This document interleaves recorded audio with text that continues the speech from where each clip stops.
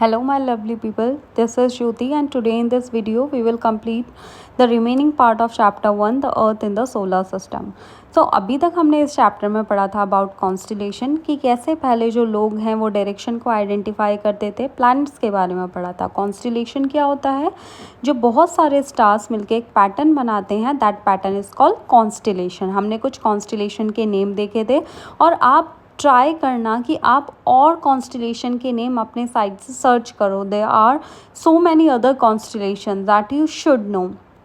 And apart from this हमने pole star के बारे में पढ़ा था कि पहले के लोग डायरेक्शन को आइडेंटिफाई करने के लिए स्काई की तरफ देख के, एक स्काई में एक स्टार होता था जो नॉर्थ डायरेक्शन में होता था, जो सबसे ज़्यादा चमकता था, तो उसे ही वो पोल स्टार बोलते थे. और pole star basically indicates the north direction. उसके बाद हमने प्लैनेट्स के बारे में पढ़ा था. प्लैनेट्स के बारे में हमने ये डिस्कस किया, we discuss about the planet that the planet do not have this some basically कुछ celestial bodies ऐसी होती हैं जिन celestial bodies मतलब हम planets की बात कर रहे हैं जिनकी अपनी हीट और लाइट नहीं होती है. तो जिन celestial bodies की अपनी हीट और लाइट नहीं होती है उन्हीं का एक एग्जाम्पल हमने लिया था प्लैनेट्स. ये ऐसे celestial bodies होती हैं जो दूसरे स्टार्स की हेल्प से हीट और लाइट इनके पास आ पाती है. लाइक अर्थ के पास अपनी हीट और लाइट नहीं है, it get heat and light from the sun. ठीक है. Next is the solar system. अब हम पढ़ेंगे सोलर सिस्टम के बारे में. The sun, 8 planet, satellite and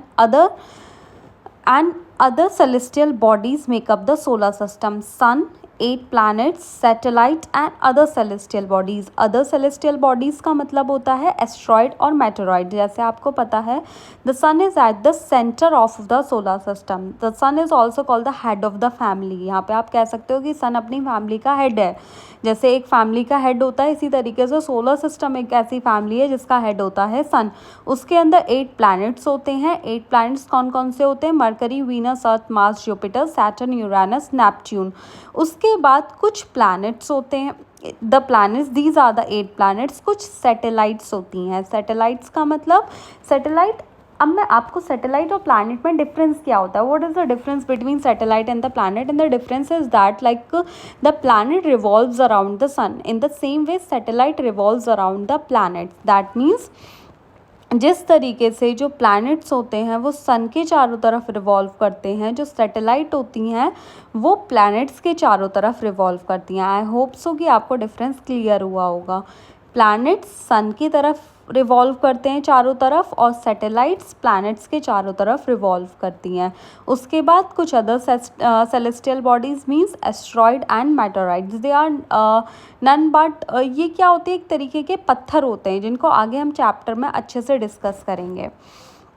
so अब हम देखते हैं अबाउट द सोलर सिस्टम. सो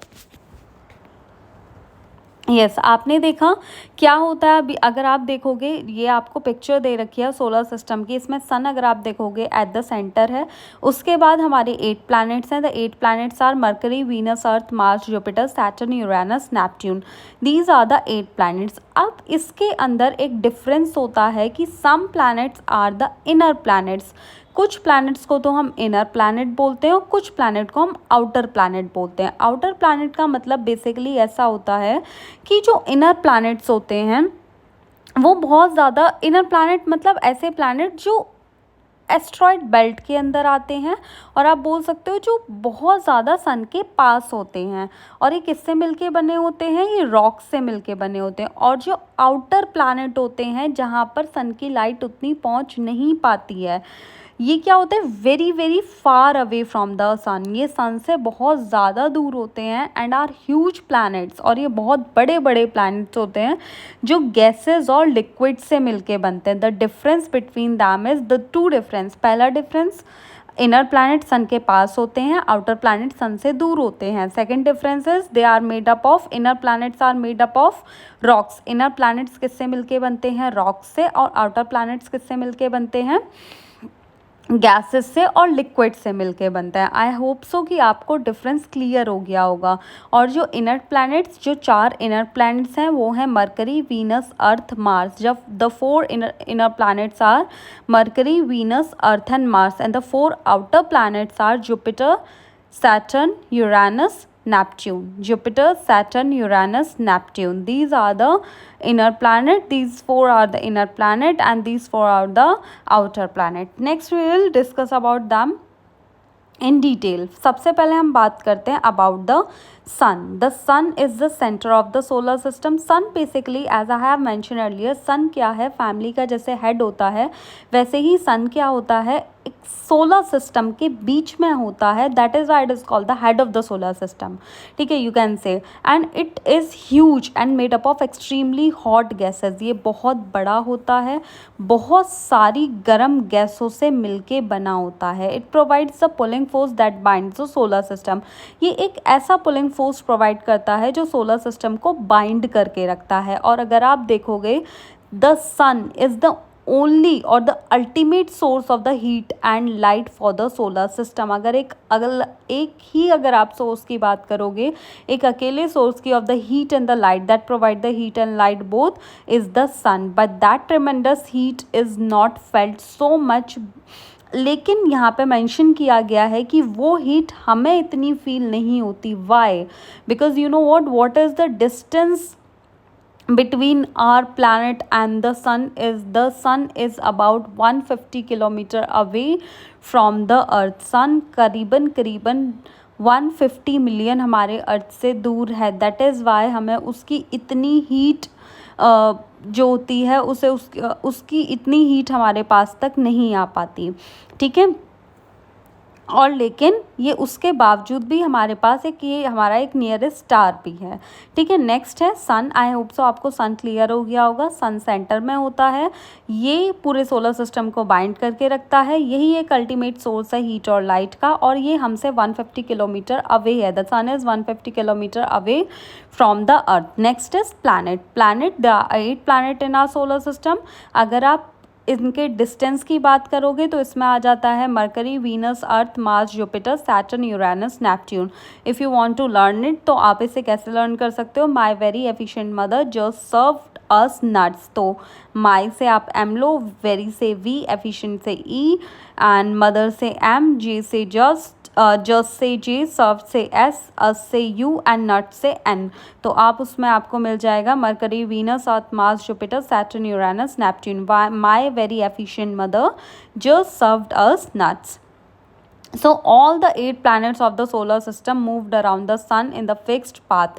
ऐसा नहीं है कि अपने पाथ से हट के मूव करते हैं. They have their fixed path in which they move. जहाँ पे ये सारे planet क्या करते हैं, मूव करते हैं. These paths are elongated. They are called the orbits. और इन्हें ही आप क्या बोलते हो, मतलब वो पाथ जिसमें ये मूव करते हैं आर called their orbits. उन्हें आप क्या बोलते हो, उनका ऑर्बिट. मरकरी सबसे सन के पास है. Mercury is the nearest to the sun.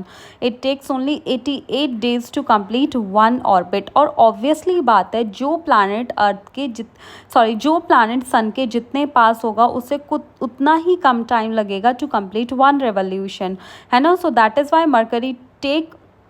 Mercury takes only 88 days to complete one round around its orbit. Venus is considered as Earth's twin. Venus का जो लुक है अर्थ के लुक से बहुत हद तक सिमिलर है because of its size and the shape very similar to that of the Earth. That is why it's called the Earth's twin. इसे अर्थ की ट्विन, अर्थ की सिस्टर भी कहा जाता है. टिल रिसेंटली अगस्त 2006, उससे पहले आपको पता होगा, जैसे कि आई होप सो कि आप सभी लोग अवेयर होंगे कि हमारे सोलर सिस्टम में earlier there were the 9 planets की. पहले यहाँ हमारे सोलर सिस्टम में 9 प्लैनेट थे, जिसमें प्लूटो भी था. Then that was considered as the dwarf planet, जिसे ड्वार्फ प्लैनेट के नाम से जाना जाता था. लेकिन वो क्या हुआ, वो प्लैनेट बर्स्ट हो गया. ठीक है, जिसकी वजह से अब हमारे पास कितने प्लैनेट हैं, ओनली 8 प्लैनेट्स हैं.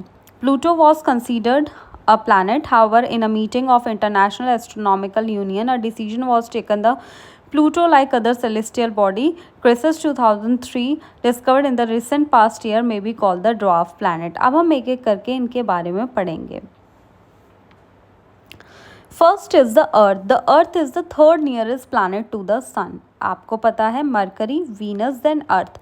तो तीसरे नंबर का जो प्लैनेट है सन के पास, जो थर्ड नियरेस्ट प्लैनेट है, that is our planet, that is called Earth and is the fifth largest planet, और ये पांचवा सबसे बड़ा प्लैनेट है। It is slightly flatten at the poles. Poles मतलब क्या होता है, जैसे अगर आपने अर्थ की अगर आप पिक्चर देखोगे तो अर्थ के पिक्चर का जो टॉप वाला एरिया है वो बोलते हैं कि वहाँ से वो स्लाइटली फ्लैटन है। मतलब ऐसा नहीं है, स्लाइटली फ्लैटन का मतलब होता है बहुत हल्का सा, ऐसा नहीं है कि वो ऊपर से बहुत ज़्यादा फ्लैटन है, बहुत स्लाइटली फ्लैटन है। दैट इज़ वाई हम बोलते हैं कि अर्थ का शेप राउंड है, अर्थ का शेप ओवल है, या अर्थ का एक अलग शेप है। अर्थ का एक अपना ही शेप है जिसे हम बोलते हैं geoid shape. Geoid means the earth like shape, a shape जो किसकी तरह दिखता है, अर्थ की तरह। Geoid means an earth like shape, earth की तरह दिखने वाला शेप, उसका अपना ही शेप है जो पोल की तरफ से हल्का सा स्लाइटली फ्लैटन है, और अगर आप इधर इक्वेटर साइड पे आओगे तो वहाँ से ब्रॉड हो जाता है, फूला हुआ हो जाता है, उसका एक अपना अलग शेप है।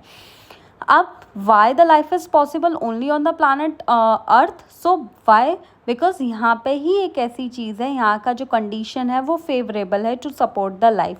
यहाँ पे फूड है, एयर है, वाटर है, नीदर टू हॉट है नॉर टू कोल्ड है, ना तो यहाँ पे बहुत ज़्यादा गर्मी होती है, ना तो यहाँ पे बहुत ज़्यादा ठंड होती है। The air has life supporting gases like oxygen, because of these reason the Earth is a unique planet in the solar system. Air के पास अगर अब यहाँ के एटमॉस्फेयर की बात करोगे, यहाँ के एटमॉस्फेयर में वो गैसेस पाई जाती हैं जो लाइफ को सपोर्ट करती हैं, लाइक ऑक्सीजन है यहाँ पे कार्बन डाइऑक्साइड है, नाइट्रोजन है, आर्गन है, हीलियम है, और अदर गैसेस भी पाई जाती हैं।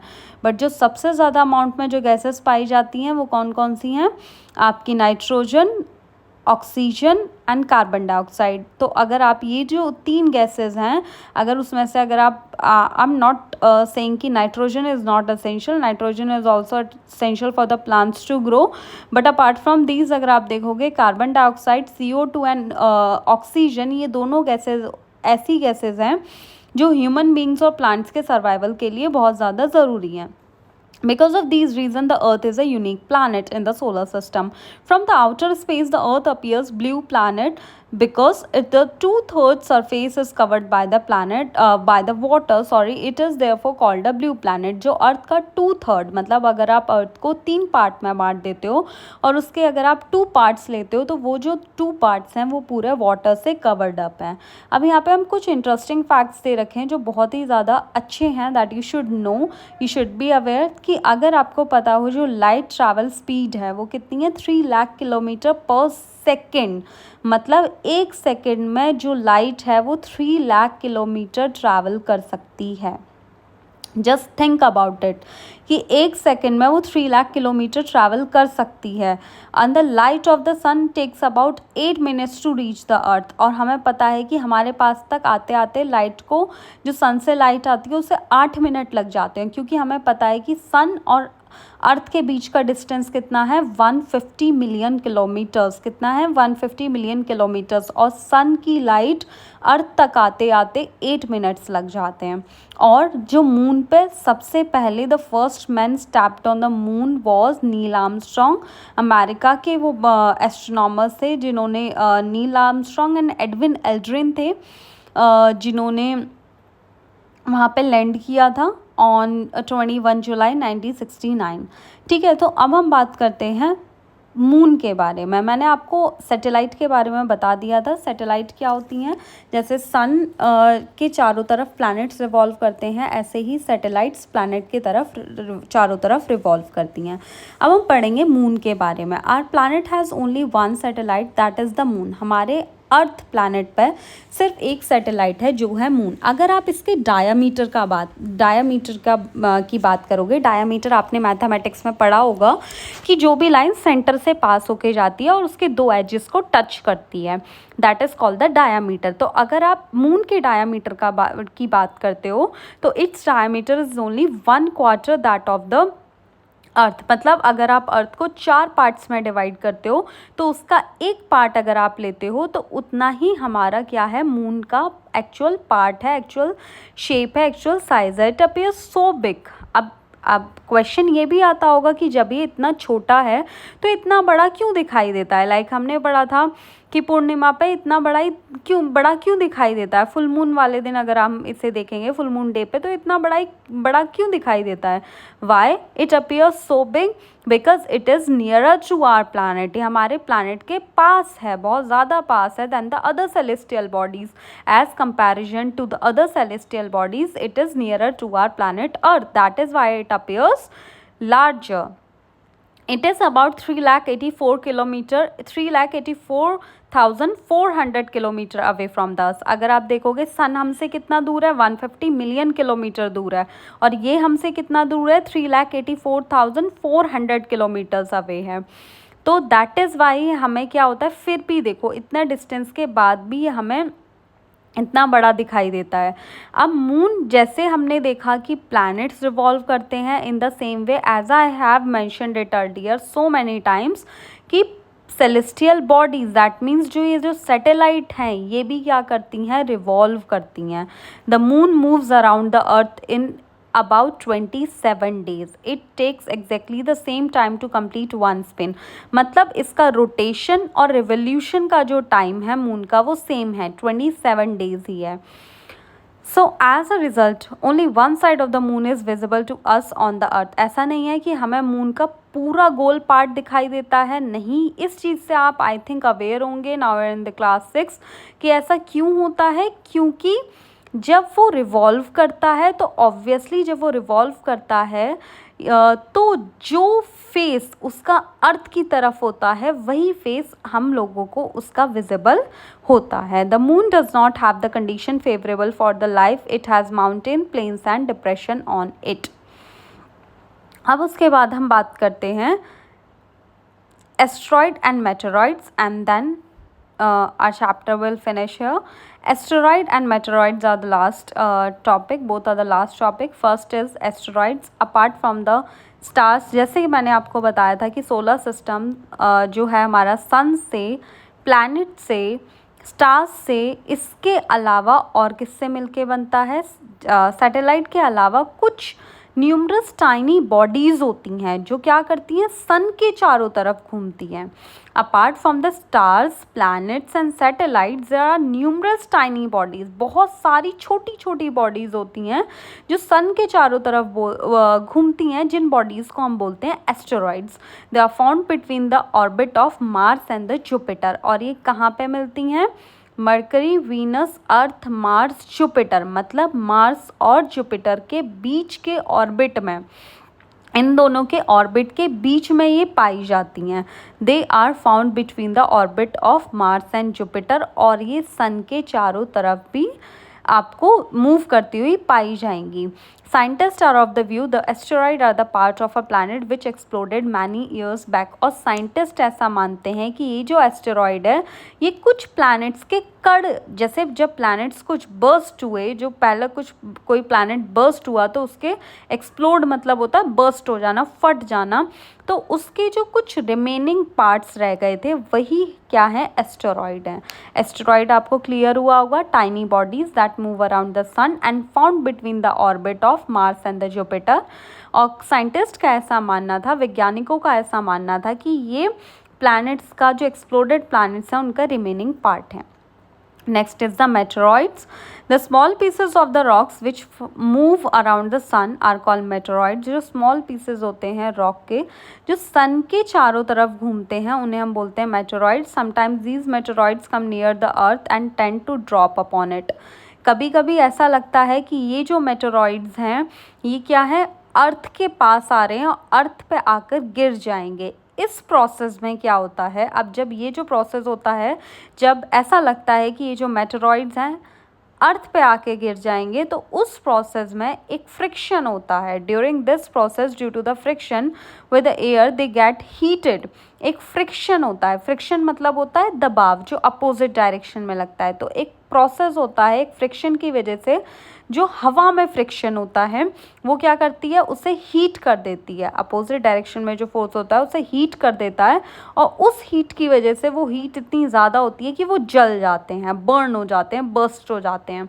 It causes a flash of light, उसकी वजह से जब वो बर्स्ट होते हैं तो उसमें से क्या होता है, फ्लैश ऑफ लाइट निकलती है। Sometimes a matter without being completely burn fall on the earth and creates a hollow. कभी कभी क्या होते हैं, अगर ये जो ये जो मेट्रॉइड्स होते हैं, कुछ मेटोर्स होते हैं, मेटेरॉइड्स होते हैं, अगर ये क्या होता है, जब ये कभी कभी बिना बर्न, कम्प्लीटली विदाउट बर्न जब ये अर्थ पे गिरते हैं तो अर्थ के अंदर हॉलो कर देते हैं।